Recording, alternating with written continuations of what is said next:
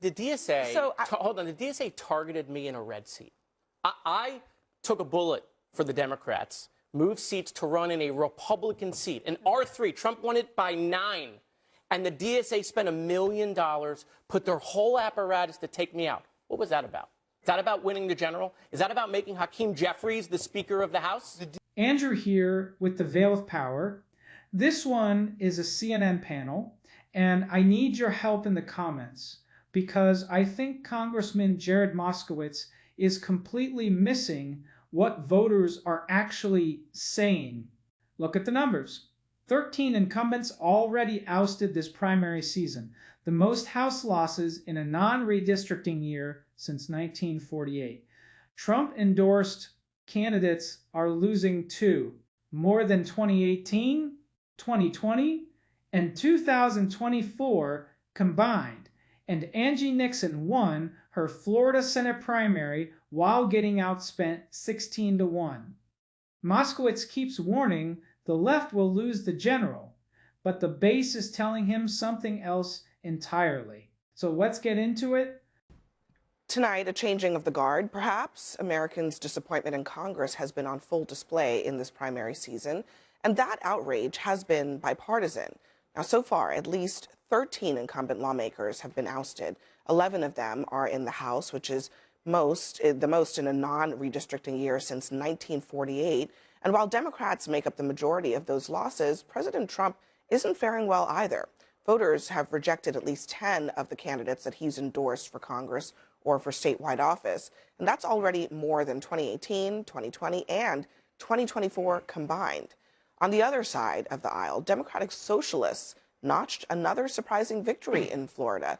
State lawmaker Angie Nixon, who joined the Democratic Socialists of America just a few weeks ago, won the Senate primary in that state. She beat the establishment candidate despite being outspent 16-1.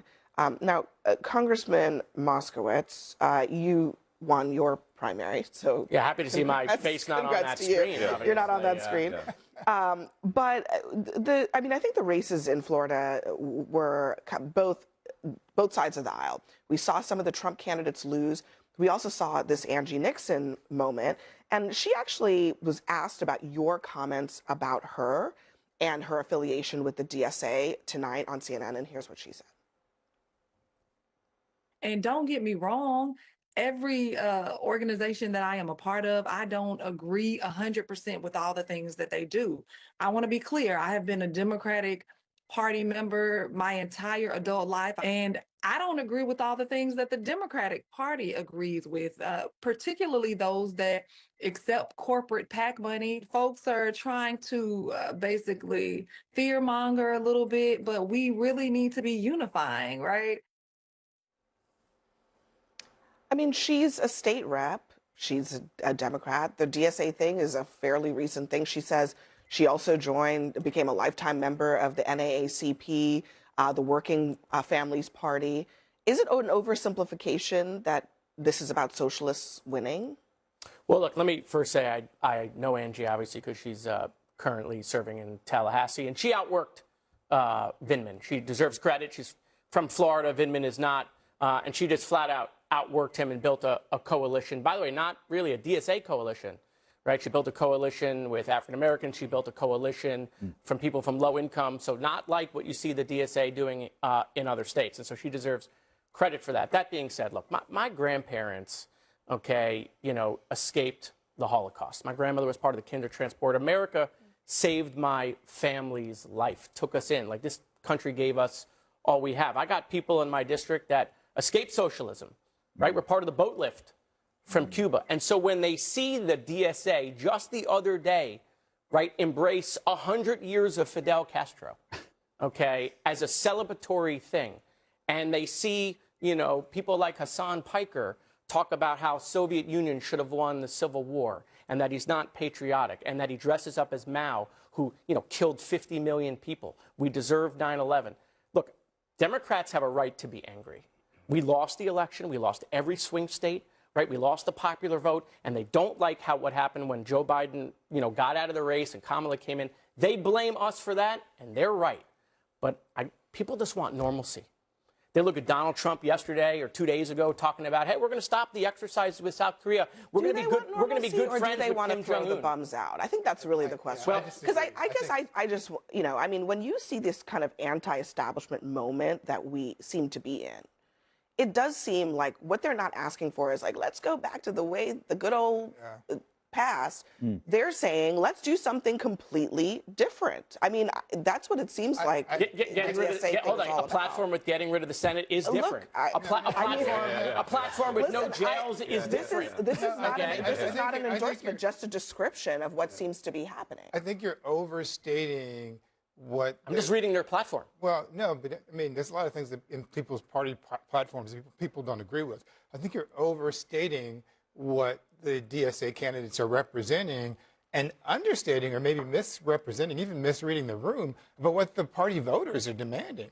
I'm not a member of Congress, but I'm in touch with Democrats all over the country, and one thing I hear consistently is that they don't feel like you're doing enough. Not you in particular, Congressman, but they don't feel like the party is doing enough. They don't feel like the party is fighting enough against Donald Trump. They don't feel like the party is offering any change. But is the way to fight against Donald Trump to lose in the general election? No, this is the same.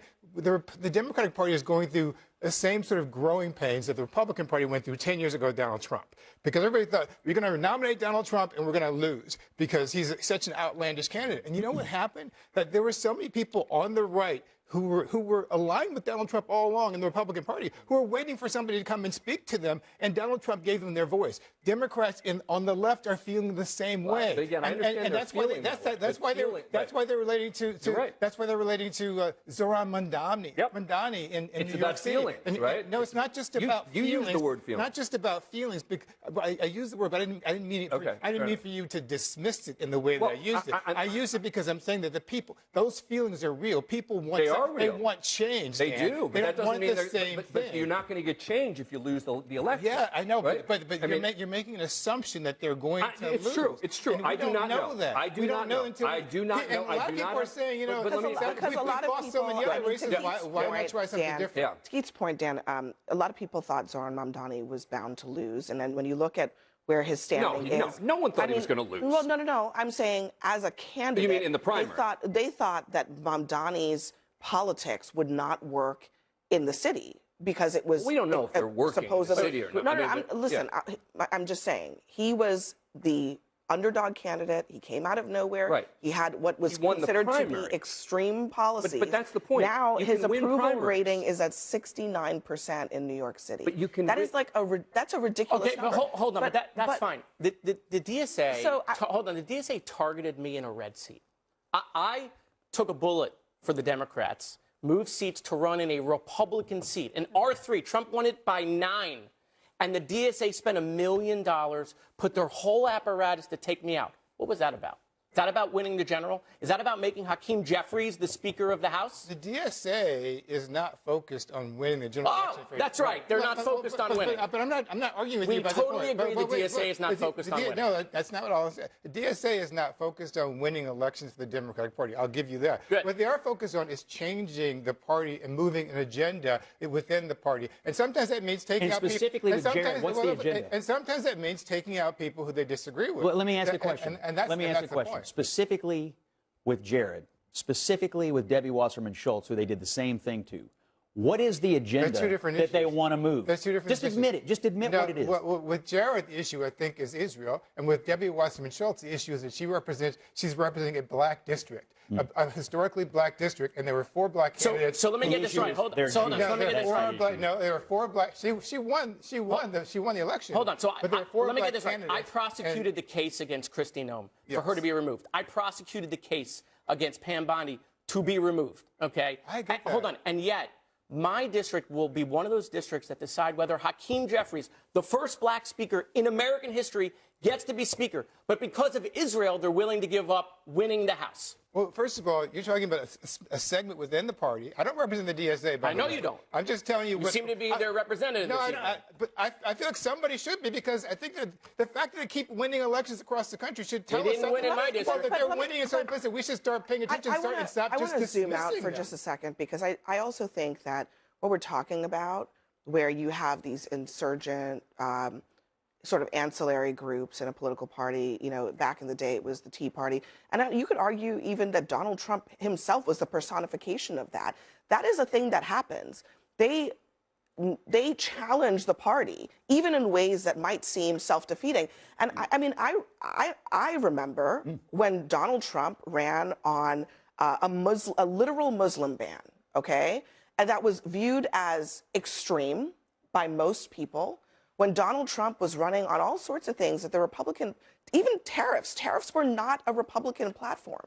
And now Republicans are all in on those messages. So you can't really tell me that the parties are gonna, or the voters inherently reject messages just because they are viewed as extreme. Donald Trump has been president 2 times, and he ran on pretty extreme platforms in both elections. I disagree. I think he ran on things that were a combination of normal Republican stuff and then co-opting what had been traditional Democratic positions.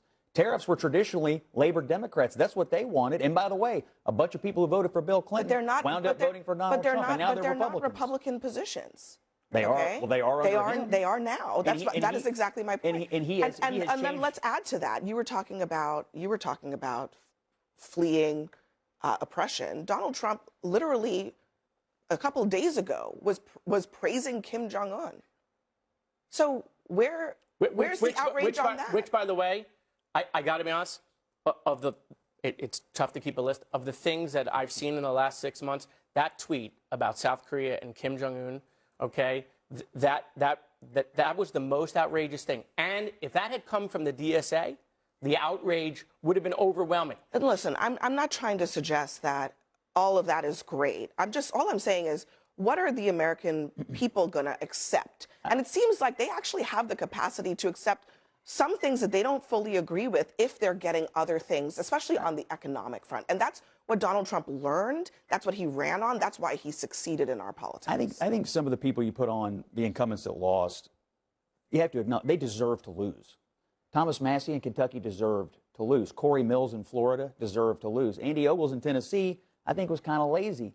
Sometimes incumbents lose not because of larger forces, but because they suck. And they suck at campaigning and they just are lazy, whatever. Some of these people deserve to lose. Some of them get thrown out by larger forces. I don't think you can generalize it to everybody. But in an environment like this where there is volatility, on that we agree, you cannot afford to take anything for granted. And that's some of these people did. But I think the most important point is that someone like Nixon is winning because she is campaigning about something, right? Specifically, here's how I'm going to change things, right? She's putting something on the table. Right. Vindman is basically campaigning against Donald Trump, right? He's the guy. He's the anti-Trump guy. And I think one thing we are learning, particularly with Democrats, is just saying I'm against Trump isn't enough. Yeah. And this goes to your point about you got to have something to say. And that's why in some of these cases the far left is winning, because they definitely have something to say. And it's resonating with Democrats. That doesn't mean they're going to win elections when it comes to the general elections, but it sure means they can win primaries. Well, they have an economic message. Yes. Healthcare is too expensive, right? Groceries are too expensive. It is a populist movement.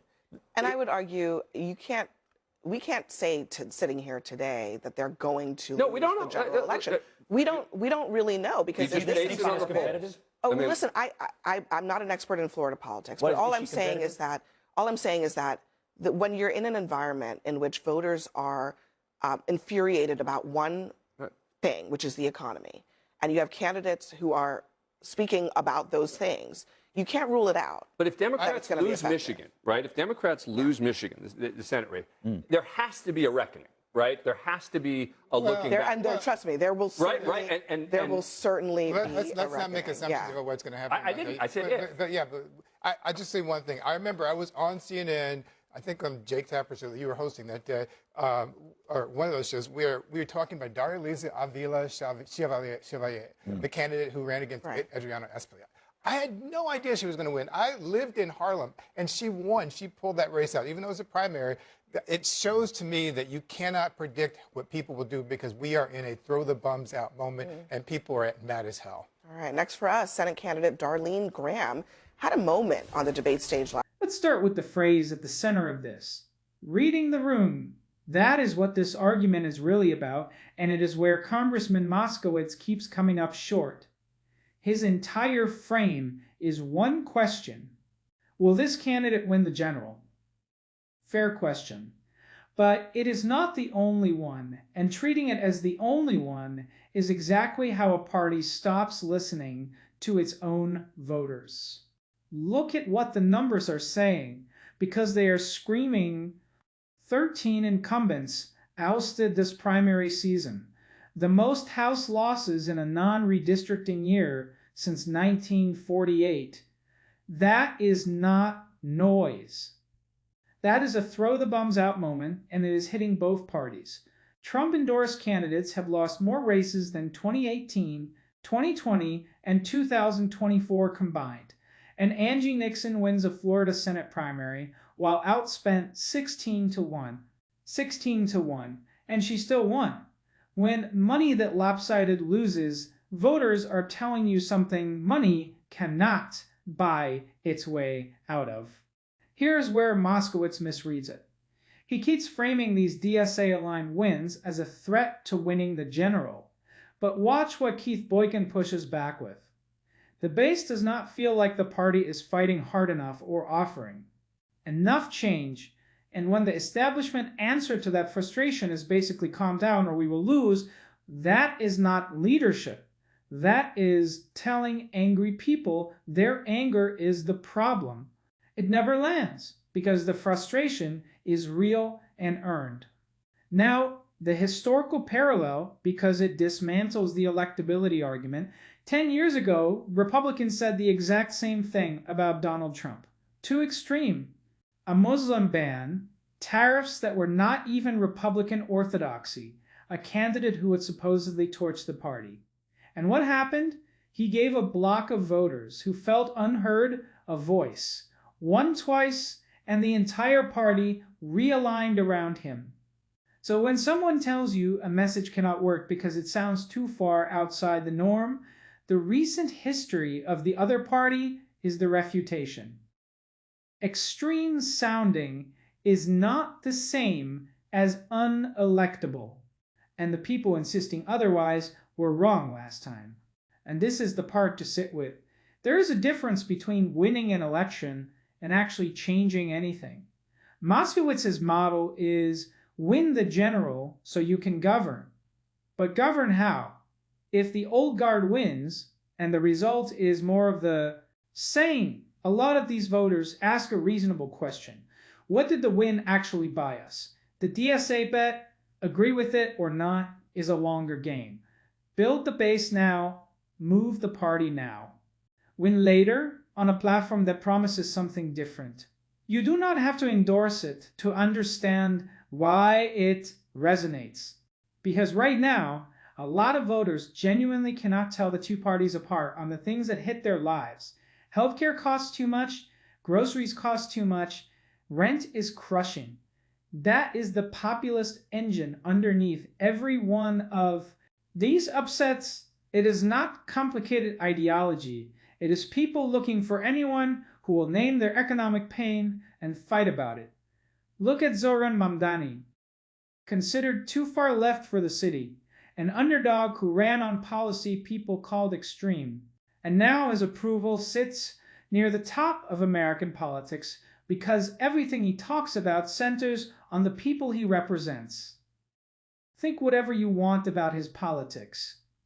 It is resonating, and pretending otherwise is its own kind of denial. And one more thread the establishment keeps waving off. A growing block of Democratic voters now factors Gaza into how they vote. And they are done being told that concern is disqualifying whether the party engages it or not. And the voters already have. So here is my read, and tell me if I have it wrong in the comments. Moskowitz winning his primary is fine, but it is kicking the can down the road. The base is not asking for the good old past. It is asking for something different. That is the room he is not reading. So if this broke it down, drop a comment and subscribe. Andrew out. Let's go.